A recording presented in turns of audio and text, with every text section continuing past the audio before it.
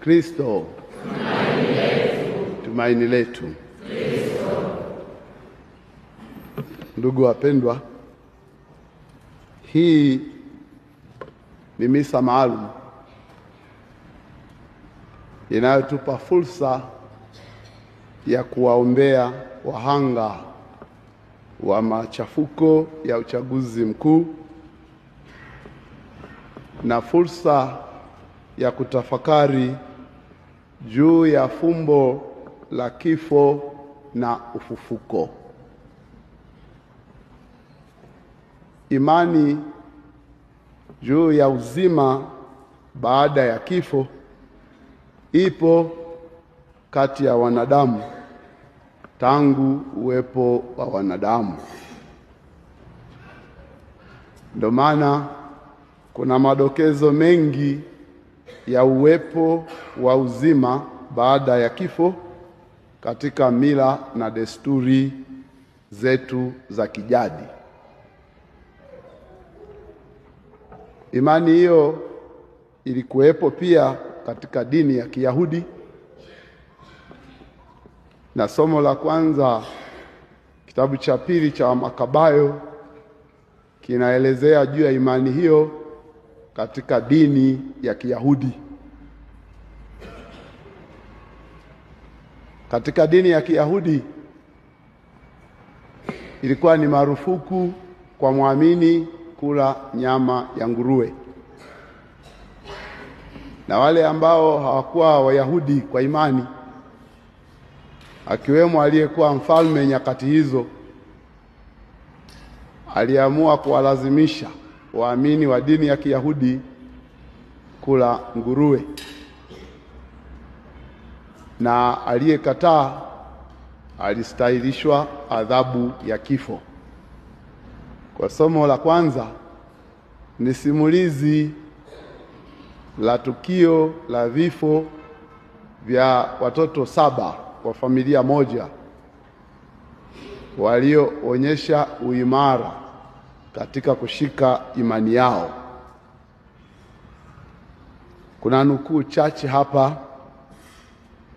Yule wa kwanza alipohojiwa na kulazimishwa, alijibu, sisi tuko tayari kufa kuliko kuzivunja amri za wazee wetu. Basi aliuawa. Wa pili alipofikiwa zamu yake, akamwambia yule muuaji, wewe mdhalimu, unatufarikisha na maisha ya sasa, lakini Mungu atatufufua tupate uzima wa milele. Anataja wazi imani yake juu ya ufufuko, juu ya uzima baada ya maisha haya duniani. Watatu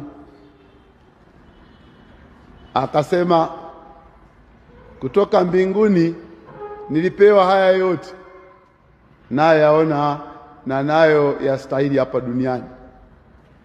Nilipewa haya yote na kwa ajili ya amri za Mungu, na hesabu yote si kitu, kwani naamini nitavipata tena. Anaamini kuna uzima baada ya kifo.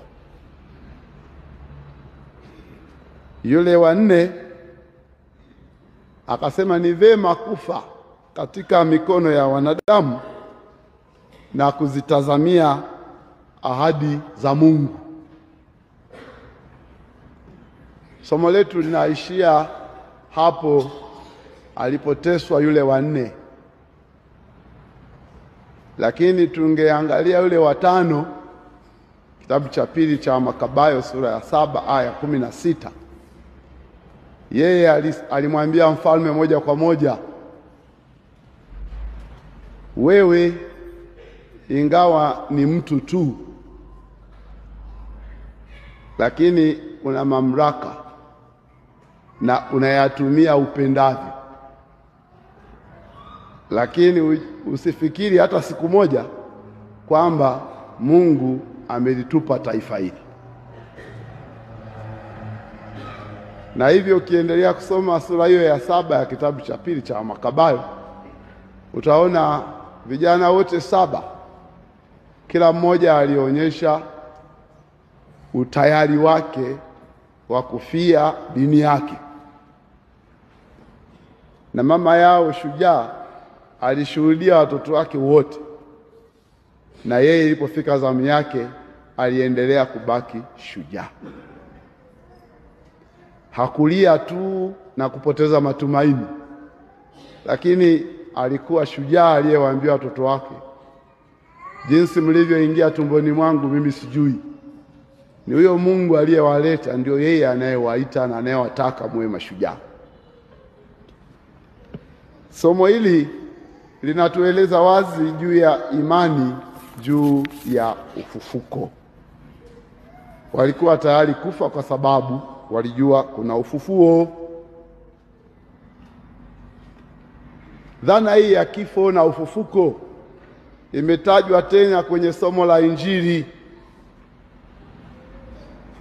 ambapo watu wasiokuwa na imani juu ya ufufuko wanamuuliza Bwana Yesu swali la mtego, wakielezea juu ya desturi ya ndoa kwamba ndugu akifariki mdogo wake amrithi mkewe. Sasa walikuwa ndugu 7 na wote walirithi na wote waliaga dunia bila kuacha mzao. Sasa unatueleza juu ya ufufuko, atakuwa mke wa nani sasa huyu? Walimuuliza swali la kejeli. Nia si kututafakarisha juu ya ndoa, lakini jibu la Yesu anaposema wana wa dunia hii wanaoa na kuolewa, lakini katika ufufuo kuna fahari kubwa zaidi ya hiyo mnayofikiri ndio fahari kubwa kuliko zote, kwamba duniani humu tunashindania mambo mengi, tunautafuta utukufu kwa bidii zote, na hata kusahau kwamba upeo wa utukufu uko kwa Mungu, ambapo sasa mwanadamu huyu atafanana na malaika na anafikia utimilifu wa lengo la kuumbwa kwake. Bwana Yesu anatukumbusha kwamba mahangaiko ya duniani humu ni ya muda tu, na kamwe yasitusahaulishe fahari ile ya milele. Tunaona hali halisi inaonyesha kuwa binadamu wengine wanajisahaulisha kuwa kuna upeo mbele ya Mungu. Hivyo wanatumia mbinu zote, hasa chafu, kuhakikisha kwamba wanapata ufahari na utukufu hapa duniani, na wanasahau kujiuliza itakuwaje sasa mbele ya Mwenyezi Mungu. Ndugu zangu wapendwa, matukio yaliyoambatana na harakati za uchaguzi mkuu uliofanyika tarehe 29 mwezi Novemba mwaka huu yalifanya Tanzania izungumzwe kwenye vyombo vya habari, hususan vyombo vya kimataifa maarufu, Al Jazeera, BBC na vinginevyo. Kama habari zetu zingekuwa njema tungefurahi. Habari zilizovuma zilielezea kuwa Tanzania imekumbwa na machafuko, na hayo machafuko yalipewa kivumishi unprecedented. Walisema neno la Kiingereza unprecedented, hayajawahi kutokea na hayakutegemewa.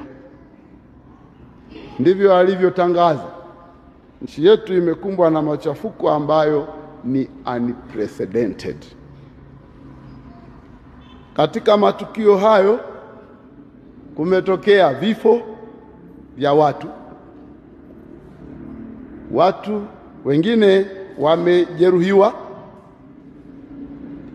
kumetokea uharibifu wa mali na kadhalika.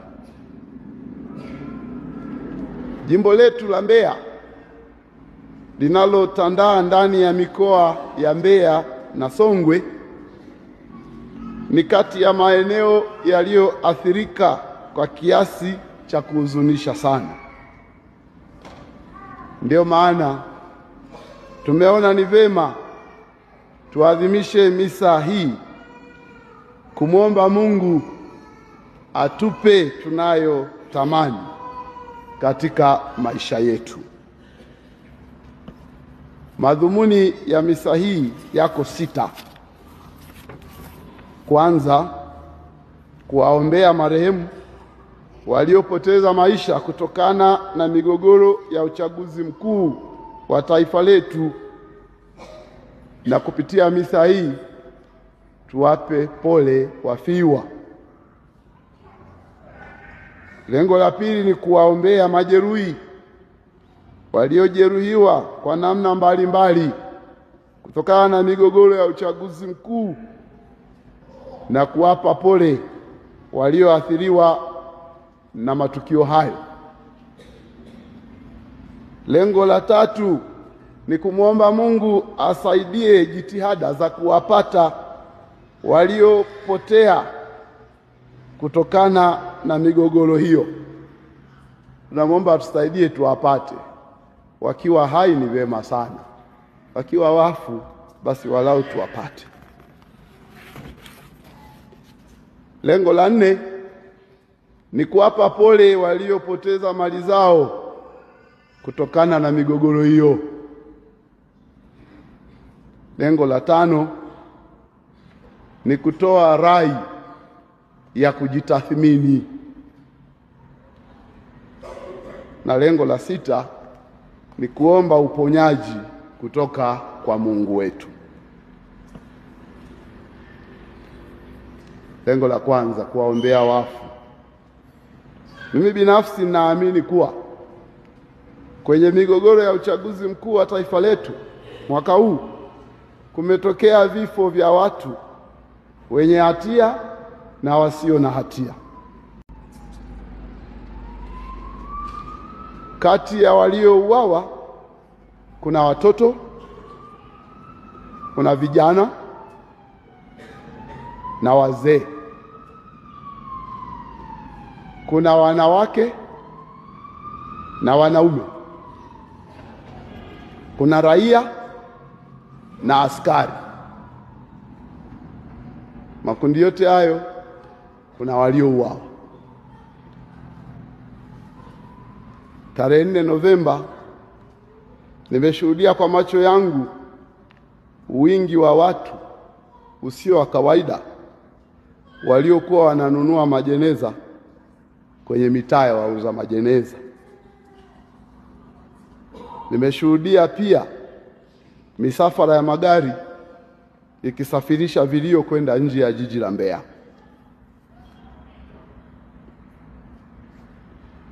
Marehemu walio wengi waliuawa kwa kutumia silaha za moto, yaani bunduki,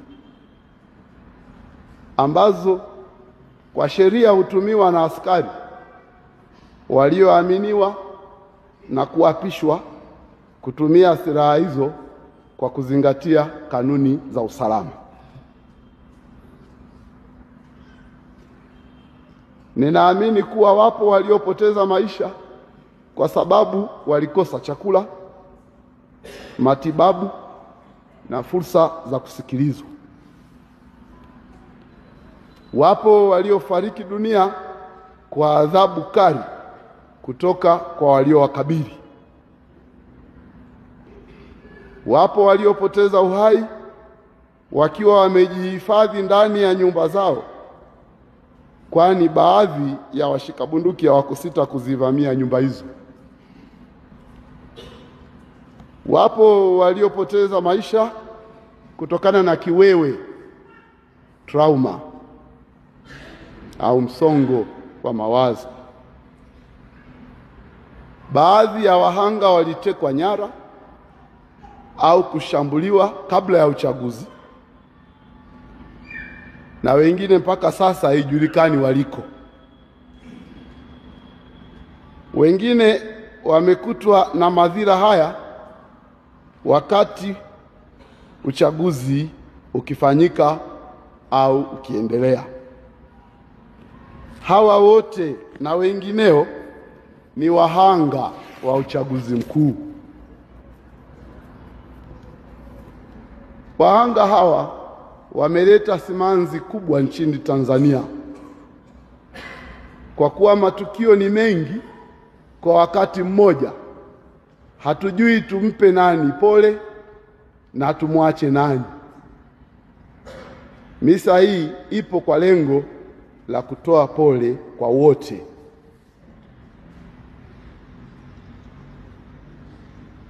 Mwanamuziki mmoja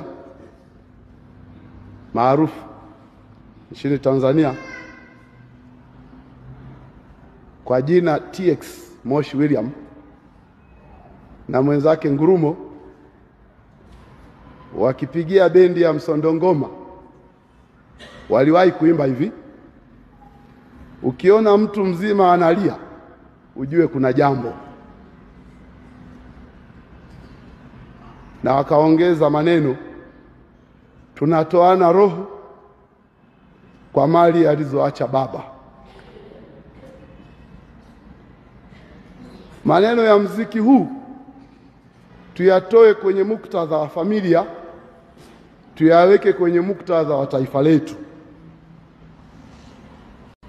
Nafasi ya baba, weka jina la Mwalimu Nyerere. Poleni sana waombolezaji wote. Tunatoa pole kuonyesha upendo na heshima kwa wahanga,